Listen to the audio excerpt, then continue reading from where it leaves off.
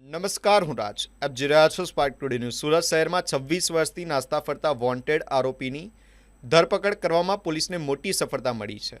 CRPC કલમ 70 મુજબ warrant ધરાવતા આરોપીને ઝડપી પાડી કાયદેસરની કાર્યવાહી હાથ ધરવામાં આવી છે. મહિધરપુરા પોલીસની સર્વેલન્સ ટીમે પ્રશંસનીય કામગીરી કરતા આરોપી પ્રકાશ બંસીલાલ ગજ્જરને કચ્છ જિલ્લાના મુદ્રા વિસ્તારમાંથી ઝડપી પડાયો છે. આરોપી વર્ષ 2000થી ફરાર રહી પોલીસને સતત ચકમો આપી રહ્યો હતો. પોલીસે ટેકનિકલ એનાલિસિસના આધારે અને હ્યુમન સોર્સિસના આધારે આરોપીનું લોકેશન ટ્રેસ કર્યું હતું. ઉચ્ચ અધિકારીઓના માર્ગદર્શન હેઠળ ચાલી રહેલી ખાસ ડ્રાઈવ દરમિયાન આ કાર્યવાહી હાથ ધરાઈ હતી. આરોપી સામે ગેરકાયદેસર રીતે કેસ હતો, જેને લઈને પોલીસે કાયદેસરની કાર્યવાહી આચરી સમગ્ર મામલે વધુ તપાસ હાથ ધરી છે.